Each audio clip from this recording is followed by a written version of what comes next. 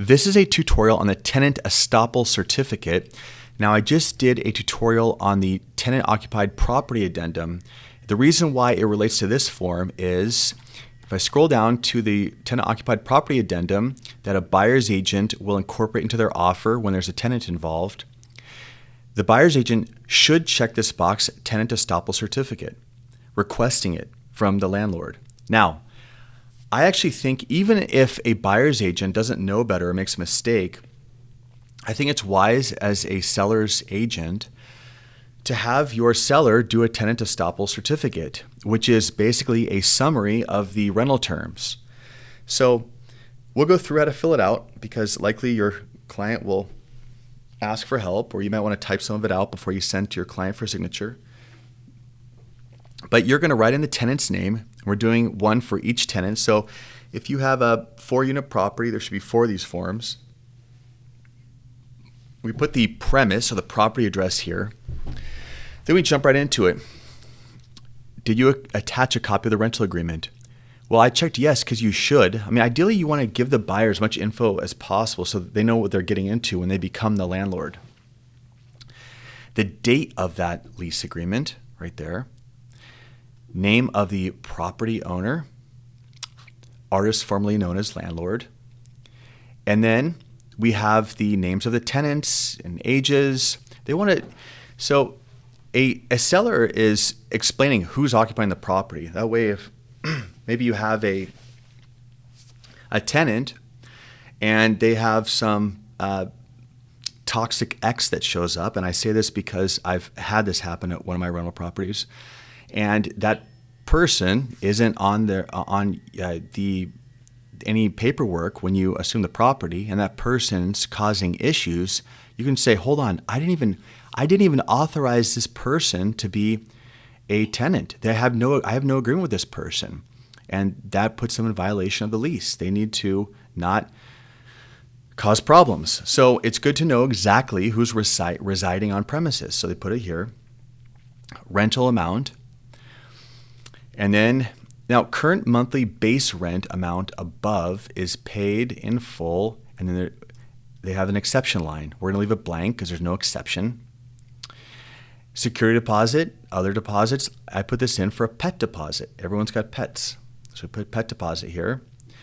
Expiration of the current lease, number of parking spaces, storage spaces just made up. This is very self-explanatory stuff. Put a pet, Fido. Who pays which utility? Pretty simple stuff. Who owns which appliance? You can put that in. See how this is important? So this is eliminating so much confusion that can arise after closing when a tenant says, oh, well, that's mine.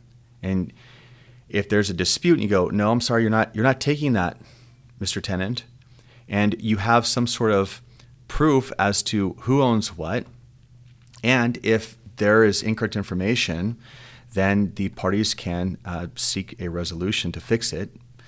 But you're getting an official statement as to who owns what and who's responsible for what. Now, you come down here, additional representations, and it's basically asking the tenant, hey, is there anything else that wasn't listed above that is a special circumstance that should be accounted for? Write it in. If not, we leave it alone. More of this other sort of, see, these representations are basically saying that the tenant affirms to all the statements above and their implications. We come down here, tenant has not been given any free rent or rebates or rent abatements or concessions, except, I mean, do they have some weird arrangement? Some arrangement where the tenant would do all the plumbing and then get to deduct $500 off the monthly rent? Well, a buyer that's going to go in business as a landlord should know about this. So it should be put in here. Now, the tenant has to affirm all this information and sign. And then the housing provider, they'll sign too. This form is certified by the tenant, which is important because the tenant's going to be around a lot longer after the seller. The seller's going to sell and who knows, go retire somewhere. The tenant is the one that's going to be there that the buyer is going to have to negotiate with when they move out and they want their deposit back. So it's good to get the tenant's account. as to who owns what and who pays for what. What if the tenant doesn't sign? Well, that happens. And that's it. There's nothing you can do. There's nothing that can be done. The tenant can refuse to sign and be non-cooperative, and this form can still be sent to the buyer, and the buyer needs to decide if that's enough information to proceed with, or maybe that's a sign that the tenant's going to be hostile, which is informative in itself. But that's it. I mean, this doesn't have to be signed, but ideally it is, so that the accuracy of the information here can be endorsed and acknowledged by the tenant and the landlord, aka housing provider.